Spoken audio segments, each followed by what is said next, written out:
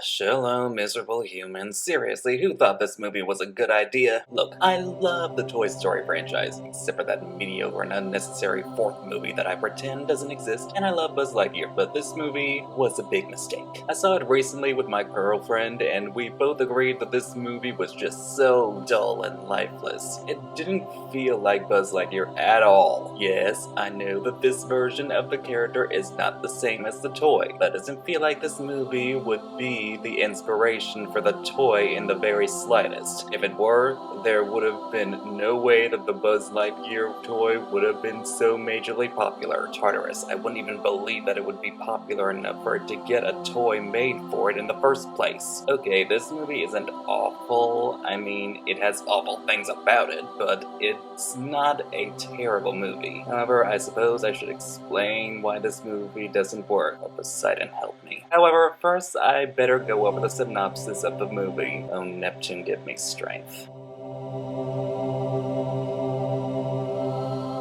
Buzz and his partner Alicia arrive on some random planet. Why are they exploring this random planet? Don't expect this movie to tell you. Anyway, after being attacked by sentient plants and some giant bugs, their ship is damaged and they are stranded on this hostile planet. And apparently, the ship has an entire population of humans on it. Why? Because this movie has no real logic to it and we need conflict. I mean, why only send professional rangers to go on this dangerous mission when you can send an entire population to tag along with them? It's not like anything could go wrong, except it did. This is why you humans have such miserable lives. You don't use common sense. Anyway, Buzz tries to get everyone off the planet by testing something that causes him to travel ahead in the future because of the space and all that barnacles. He continues to do this along with having a cute robot cat sidekick to try and save everyone, and continues to see Alicia grow old until eventually she dies. After she dies, the plan to escape the planet is shut down and everyone plans to live on the planet with tech that protects them from the dangers. Buzz doesn't like that and goes against orders, steals the ship, and goes even further into the future. However, the future is now even more apocalyptic because of the antagonist, Zurg. More on that catastrophe when we get to the spoiler section. Buzz then meets Alicia's granddaughter, Izzy, and a couple of other unmemorable characters that Buzz has to learn to work with, despite him not liking to work with rookies. They have to learn to work together, defeat the bad guy, and all that. Well, now that we have the plot of this lazy, standard, and uninspired cash grab of a movie out of the way, let's get into the issues.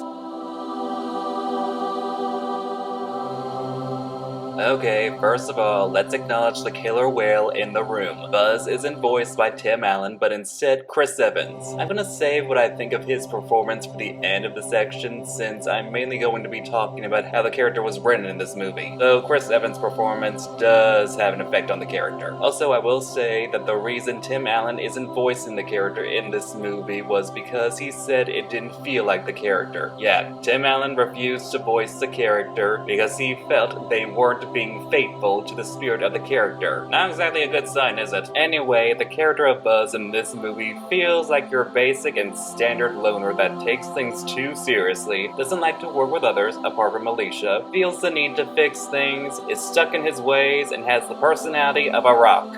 I said a rock, not the rock. Besides, that's insulting to the rock. Buzz really doesn't feel like Buzz at all. The only time he does is at the beginning when he's making his mission logs, which Alicia makes fun of him for, and insists on calling the ship the Turnip. But outside of that, this character is more like a butchered version of the character, on the same level of how the character of Mulan was butchered in the 2020 remake, only without making Buzz a Gary Stu. He has no charm to his character at all. The character of Buzz was a satire based on how sci-fi characters tended to be melodramatic and took things too seriously. He was over the top and campy, which is one of the reasons why the TV series Buzz Lightyear of Star Command is by far superior. That version embraced the satire and was campy, which captured all the charm and likability of the character. This version feels like one of those melodramatic characters that Buzz Lightyear was making fun of, which makes the character feel so flat and lifeless. His arc of learning to work with others also falls insanely flat because he is shown working perfectly with Alicia. It's just rookies he has a problem with, which makes him come off as a self-righteous We see this at the very beginning with him just being terrible to the new recruit, which ends up almost getting them killed because of Buzz's superiority complex, which could have been funny if it wasn't for the fact that the character was as interesting as sandpaper. In the pilot movie, we understand why Buzz doesn't want to work with a rookie or have a new partner. He lost his old one, who was his best friend, on a previous mission. That makes his dilemma much more compelling and adds a dimension to his character. The character is just so stiff, and anytime they try to put him in humorous situations, it feels so lifeless, and it's clear that the makers of this movie had absolutely no idea what they were doing. If they changed his spacesuit and didn't call him by his name, no one would ever guess that this was Buzz Lightyear, because this version is absolutely out of character. Even if this was a new and original character, he wouldn't be appealing because he is as enjoyable as watching paint dry, and not even with the benefit of watching clones getting zapped out of existence.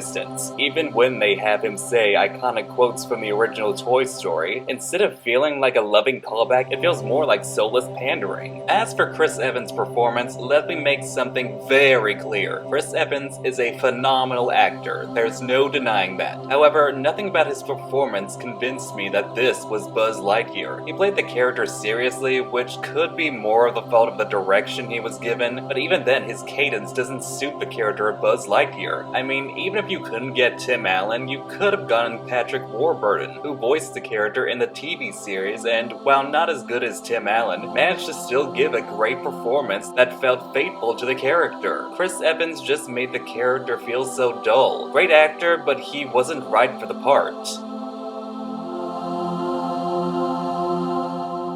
Oh boy, the writing in this movie is an absolute mess. A lot of things happen in this movie that are either pointless and lead to nothing, or just wasted opportunities. One wasted opportunity is a spoiler, so I'll have to save that for the spoiler section. But one wasted opportunity that I will talk about is how Alicia's successor, Commander Burnside, is just some random character. I mean, Alicia had a son with her wife, and somehow she was biologically pregnant, which I won't question, at least not right now, and it would make sense if he carried on his mom's legacy by becoming the new commander. So why didn't they just have Burnside be Alicia's son? It would have given him more of a connection to the story and to Buzz. Well, that is, if we actually saw more Buzz interacting with Alicia's son. That would have made his reaction to seeing Buzz all the more powerful rather than just being some random guy who was a fan of Buzz when he was a kid. Not to mention him shutting the program down and wanting to keep everyone safe would have been even stronger because he would also be Izzy's father. We could see him being even more desperate to find a way to defeat Zurg's army because his daughter was outside the protection force field. It would have added some depth and him questioning what his mother would have done if she was in his shoes, which would mirror how Izzy feels like she has to live up to her grandmother's legacy, as well as Buzz feeling the need to be a symbol of hope to everyone. So much wasted potential with this character. Now, I am aware that this would fall into the stereotype of all black people knowing each other or being related.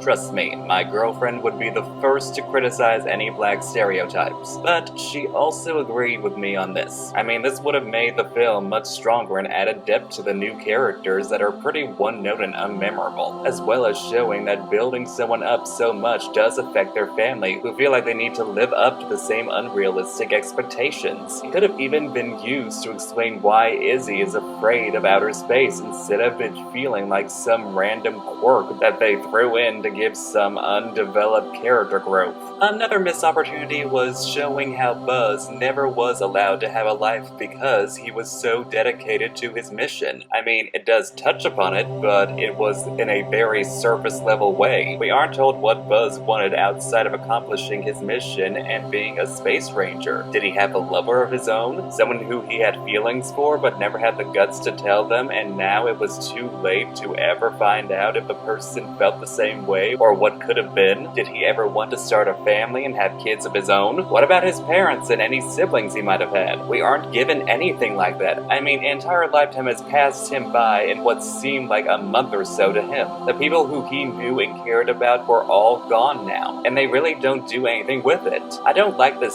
solemn and realistic tone they gave the film, which I will get into later, but if they're gonna use that, they should take full advantage of it. In fact, This movie doesn't have the emotional heart that Pixar movies are known for that tug at your heartstrings and resonate with people of all ages. Any quote-unquote emotional moments are just soulless and stale. Now, I'm obviously not the best judge of emotional moments due to the fact that I'm wicked, but I don't think anyone's going to be ranking this movie up there with the original Toy Story trilogy, Inside Out, Up, or Coco as one of the Pixar movies that makes people an absolute wreck with emotions. I don't see anyone having a moment where they are so emotionally invested that they will shed a tear. Then again, I wouldn't know about tears since I live underwater. Getting back into other aspects of the film, the fact that they aren't given jet wings until close to the end of the movie just makes fans of Buzz Lightyear of Star Command, like myself, very frustrated and annoyed. They didn't even take the opportunity to show the little green men. My girlfriend said there was apparently a very subtle cameo of a sticker or whatever of the little green man, but I didn't notice it at all, so I'll have to take her word for it. But that's still very much wasted potential. There are also these things in the movie that felt absolutely pointless, and if you took it out, it wouldn't change anything, such as this first robot that tried to capture Buzz and kept on following the gang all throughout the movie, but nothing came of it, other than it being destroyed by the commander and his troops.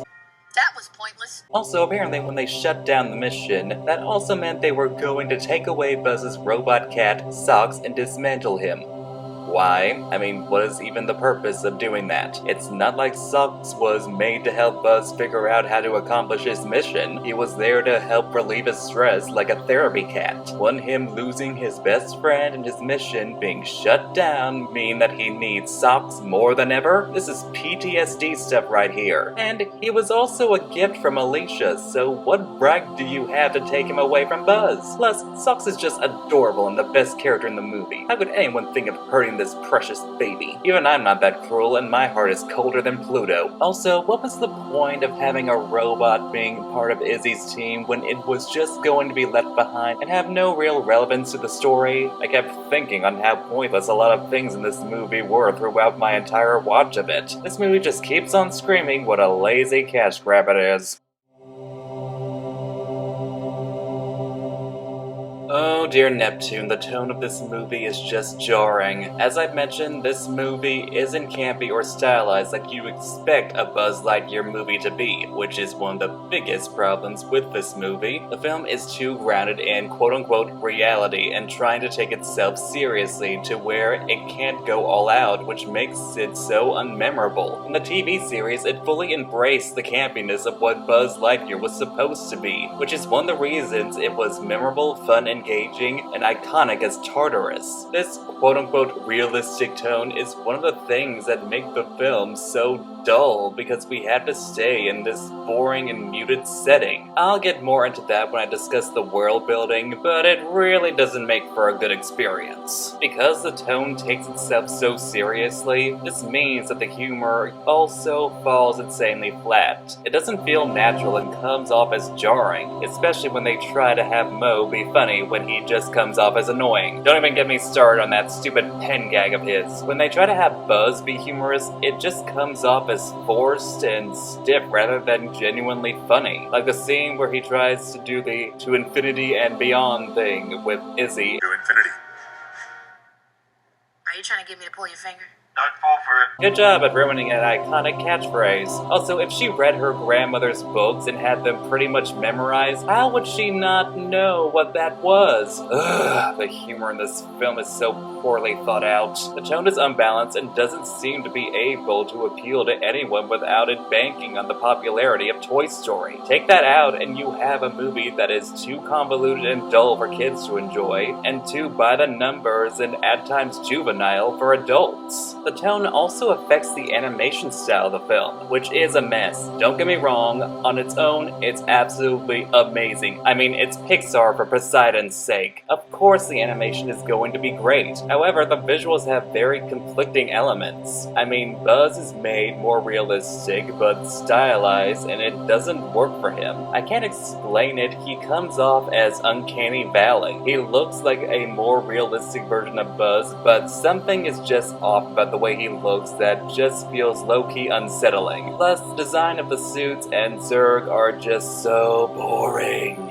I mean, Buzz's suit and Zurg were very stylized and had a look to them that required a level of campiness and vibrant colors. Buzz's suit just feels so lifeless with the muted color palette, and Zurg is not only given a muted color palette, but also a different look that makes him far less memorable. He looks like some giant misshapen Iron Man. The entire look of the film is just so dull and uninteresting. It's just a generic sci-fi desert planet that isn't interesting to look at. The colors are muted, the designs are uninspired, we don't get to see much of space, and nothing stands out about it. I mean, I'm not a fan of the art style of Luca and Red, but they are definitely far more memorable than this. The tone makes it feel like those terrible reboots of childhood shows like Riverdale, The Chilling Adventures of Sabrina, and Faith the Winged Saga. Although Lightyear isn't awful like those reboots, thank Neptune. But be honest, which of these are you gonna remember? Lightyear or Buzz Lightyear of Star Command? If you chose the latter, you have great taste. If not, you are a sad, strange little ape. But you don't have my pity because I'm evil.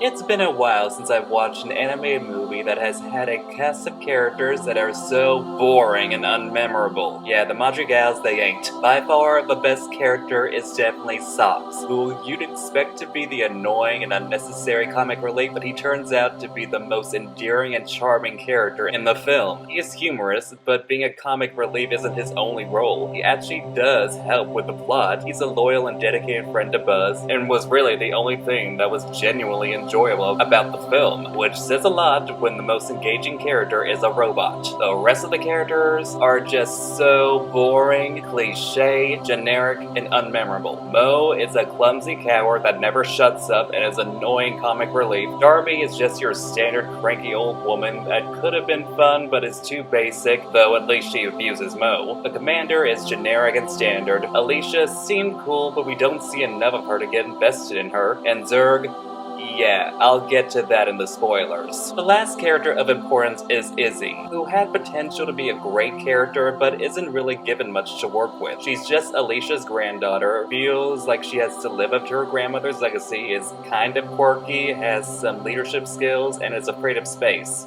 That's it, nothing else. She's not given much development or personality. I find her to be mildly entertaining, but that's mainly because of Keke Palmer's amazing performance. Poor girl is trying her hardest with the poorly written script she was given. She deserves better. Her growing friendship with Buzz feels lifeless and like it's just going through the motions. Her only reason for being afraid of space is that you can float around forever.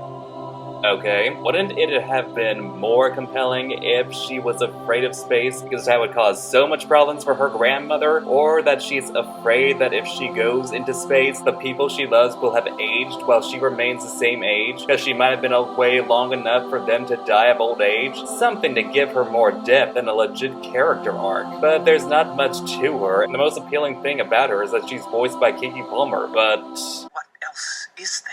yeah, I know I keep on bringing up Buzz Lightyear of Star Command, but it's just superior. The characters in that show were all memorable, with well-established personalities, backgrounds, and dynamics with Buzz and each other. I mean, people remember XR, Booster, and especially Miranova. Not only those characters, but also Commander Nebula, Zurg and his minions, Warp Dark Matter, Gravatina, Nose 482, Torque, XL, the Little Green Man, and Evil Buzz Lightyear, just to name a few. These are characters that have interesting personalities, unique and memorable designs, and of course, amazing voice actors. Lightyear movie, eat your heart out. That is, if you had a heart, because you are a lifeless shell. The world building in this movie is one of the worst and unimaginative aspects of the film. Star Command isn't that well established and isn't recognizable in its style. It feels like your generic sci-fi space program. What is its function in the universe? In the TV series and in the original Toy Story movies, Star Command was established as basically sci-fi police, only without the police brutality and contributing to a bigoted society. They fought to protect the universe from evil evil and danger. They were superheroes that kids looked up to, and they didn't just have the Space Rangers be humans. They were all different types of aliens with unique appearances and abilities. A fan favorite being Miranova, the Princess of Tangia, who has the ability to phase through solid objects, which is called ghosting, and can even read someone's thoughts when putting her hand in someone's brain. She can even knock someone unconscious by doing that. With Lightyear, it's just all humans with generic sci-fi gadgets and nothing unique to contribute. Star Command doesn't feel like something a child would dream of joining. It feels like a dangerous and dull life to live instead of having a dangerous and exciting life to live. And before you start saying that the life of a cop or astronaut or whatever isn't all about excitement, the TV series addressed that as well. It shows paperwork and doing more mundane assignments instead of just always being about saving the universe and fighting criminals or monsters. But it still showed Star Command as being a place that a child would definitely dream of joining. I don't think anyone would want to join the Lightyear version of Star Command, unless you're one of those military nuts. Another issue is that we are stuck on this dull, bland, unoriginal, and ugly hostile planet, and we don't see anything else apart from space. You have a space movie, and this is all we get to see. It's not even established very well. It has deadly giant bugs and plants that will attack you with their vines. What kind of planet is this beyond that? No one knows. It doesn't have any lore behind it, and we don't even get any appealing visuals from it. It makes me miss all the unique planets and locations we got from Buzz Lightyear of Star Command, like the advanced sci-fi headquarters of Star Command, the lush and vibrant Tangia, the rural Joad, the apocalyptic planet Z, the utopian capital planet, the sketchy planet of Trade World, the majestic ocean planet of Bathios. Just to name a few. We get none of that in this movie, which makes it more like it's boring and generic contemporaries instead of having fun and unique world building. Who wants a space movie where we don't get any fun worlds to explore or different alien species to meet? No one. Just think of other sci-fi media and Lightyear isn't going to stand out in your mind at all. You'll forget it not too long after. The only unique thing this movie did was it's sandwiches, where it doesn't have two pieces of bread, but just one, and it's in the middle of the sandwich with everything else outside of it. That's it. And thanks to this movie, my girlfriend is going to end up trying that and making an absolute mess. So thanks a lot, Lightyear. First of all, I'm not the most qualified to talk about this due to me being a cishet white merman, so just take what I say with a grain of salt, but if I say something wrong, please feel free to correct me, so long as you're not rude. Now, I have zero problem with there being an LGBT character in Disney, and they share a kiss. However, what I do have a problem with is how the one rep you have in this movie is killed off. Alicia was the only character of importance that was gay, and they killed her off by having her die of old age. This is offensive because she was the only rep in the movie with a wife who you don't see after Alicia dies, and not only that, she was a black woman, which makes it more offensive. You not only kill off a gay character, but also a black woman. Isn't it bad enough that gay people and black people, especially black women, have to suffer? In real life, you just had to kill her off. Yes, she had a happy life, but we don't get to see much of it, and it would have been better if she was alive during the whole film instead of just for brownie points and to be a tool in Buzz's story. Also, how did she get pregnant? Do they have artificial insemination despite being marooned on a hostile planet? Was her wife a trans woman? How did her son end up being fully black if the latter was the case? So many questions that we'll never know. And honestly, that's the least of its problems. While it's better than other previous attempts of LGBT rep in Disney movies, it's no Owl House and is far from acceptable rep. Come on, Disney, you can afford to make the bigots mad. You're the biggest company in the world. You can take real risks with LGBT rep. It's 2022. Do better. Ugh, humans. And now we have come to the spoiler territory, and dear Neptune, this is a mess. It all revolves around the antagonist himself, Zurg. I bet you guys thought we'd be spared the twist villain this time, right? Wrong. But it's especially stupid because guess what? Zurg turns out to be Buzz. Brother, let's have more Say what? Well, an older Buzz in an alternative timeline. Apparently, stealing a ship and going against orders doesn't make you very popular with people in charge. Go figure. So this Buzz escaped and ended up finding alien technology. How'd that happen? Don't expect this movie to explain that important detail. He planned on using his crystal to travel back in time to stop them from ever coming to this planet, but couldn't manage to travel back far enough. So now he needs to get young Buzz so he can get his crystal and turn back time. If you're thinking this sounds absolutely out of nowhere, contrived, and overly convoluted, you'd be right. First of all, there was absolutely zero build up to that, and no hints at all that this would happen. It felt like a lame M. Night Shyamalan twist, but in for shock value. Say what you want about some other twist villains and how that trope is insanely overdone nowadays, because you'd be right, but at least with those they had better build up to their reveal. I mean, we all saw those coming because of how Disney does this trope way too much that it's not a surprise anymore, but at least they had some build-up. This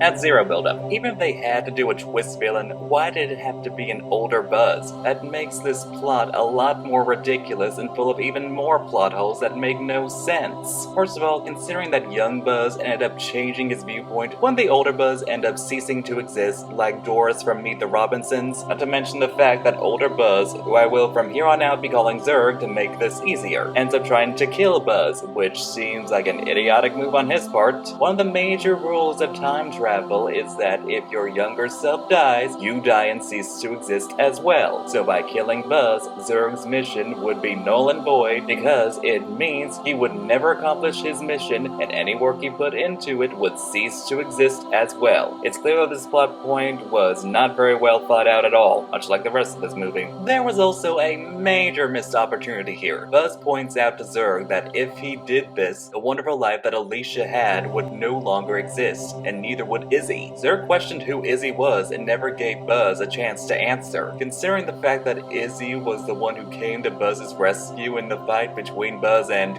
himself, they could have had a truly emotional and strong moment between Zurg and Izzy. He'd see what looked like Alicia and would be confused how she was alive and young again, only for Buzz to tell him that she's Alicia's granddaughter. Buzz would tell Zurg how their friend had an amazing life because she found the woman she loved, had a family, and got a granddaughter that was trying to carry on her legacy. If he stopped them from coming to this planet, Izzy would cease to exist, along with the life Alicia had. But no, he doesn't even get to see Izzy's face when she crashes in and saves Buzz. Emotional character depth? Who needs that? The reason he gets the name Zurg is so stupid. It's because the robots can't manage to say the name Buzz.